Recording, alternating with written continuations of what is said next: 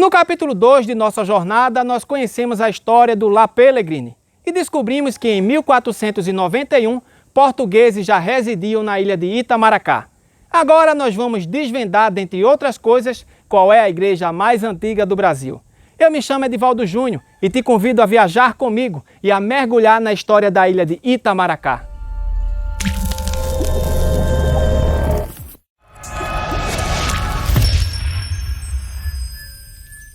Após a expedição de Pero Lopes de Souza e a confusão com La Pellegrini, em 1531, o rei de Portugal deve ter sentido que as terras brasileiras corriam perigo de serem ocupadas por outras nações europeias. Foi aí que Dom João III decidiu que, além de explorar as terras do Novo Mundo, era necessário colonizá-las. É com esse objetivo que surgem em 1534 as capitanias hereditárias, sendo uma delas Itamaracá. Doada ao jovem Pero Lopes de Souza em 1º de setembro de 1534, a capitania de Itamaracá se estendia desde o Canal de Santa Cruz até a Baía da Traição, onde hoje é o estado da Paraíba. Para não ter confusão entre os donatários, o rei de Portugal determinou que fossem instalados padrões, também chamados de marcos de pedra, para evidenciar os limites de cada capitania. Este aqui, localizado no sítio dos Marcos, em Garaçu, é o padrão que separava as capitanias de Itamaracá e de Pernambuco. Diferente de Duarte Coelho, que desembarcou aqui na ilha de Itamaracá em 9 de março de 1535 e cruzando o canal de Santa Cruz foi tomar posse de sua capitania, a de Pernambuco, Pero Lopes de Souza, depois de ter entregado em 1532 o comando de Itamaracá a um tal de Francisco Braga, que falava muito bem a língua dos índios, foi se aventurar em missões marítimas até 1539, quando, segundo relatos de historiadores, desapareceu no mar. Se sua caravela afundou e um tubarão comeu, ou se ele sobreviveu a um naufrágio e depois morreu torturado por guerrilheiros de Ceilão, isso talvez ninguém possa confirmar. O fato mais aceito é que Pero Lopes de Souza sumiu após um possível naufrágio nas proximidades da ilha de Madagascar. Os municípios de Garaçu e da ilha de Itamaracá por muito tempo travam batalhas que volta e meia tornam a surgir. Quem se constituiu como o primeiro núcleo de povoamento? Onde foi instalada a primeira casa de feitoria? Quem tem a igreja mais antiga? A quem pertence a coroa do avião? Essa disputa é muito antiga e pode ter começado quando Duarte Coelho, em função de desavenças, ordenou que Francisco Braga, capitão de Itamaracá, fosse golpeado no rosto.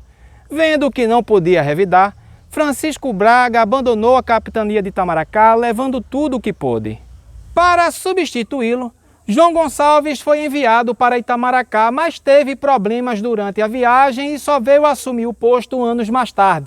Nesse período, Pedro Vogado e posteriormente Miguel Álvares de Paiva ficaram à frente da capitania de Itamaracá.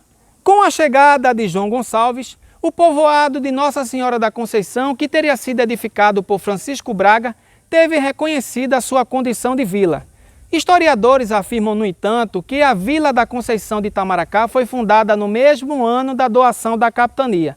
Sendo assim, convencionou-se o dia 6 de outubro de 1534 como sendo a data de sua fundação, pois foi nessa data em que o foral de Pero Lopes de Souza foi assinado pelo rei Dom João III, dando-lhe poderes para, dentre outras coisas, fundar vilas.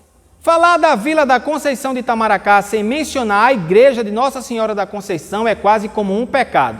Embora não se tenha uma data precisa de sua fundação, o historiador Valdecírio Rodrigues registrou o relato do frei Adolfo Vandevatte sobre uma viagem realizada pelo espanhol Sebastião Caboto.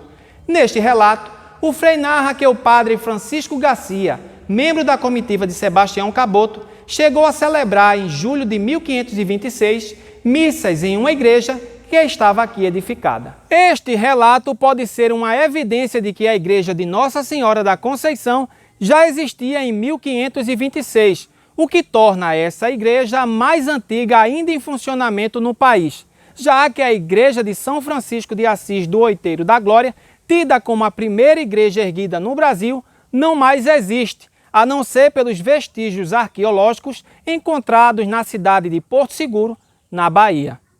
Sem querer criar caso com Igaraçu, a igreja de Santos Cosme e Damião, que também é tida como uma das mais antigas do país, só teria sido erguida em 27 de setembro de 1535, em celebração à vitória dos portugueses contra os índios caetés. Entretanto, um fato intrigante sobre isso é que uma luta de Duarte Coelho contra os indígenas teria acontecido em 1548, quando o alemão Randstaden esteve aqui em Igaraçu e presenciou a revolta dos índios. Em seu relato, Randstaden, que anos mais tarde quase foi comido pelos índios, afirma que foi buscar ajuda em Itamaracá, cujo capitão tinha boas relações com os nativos, pois Duarte Coelho estava sitiado por 8.000 indígenas. Com o apoio de Itamaracá, retornaram para Igaraçu e conseguiram conter a revolta.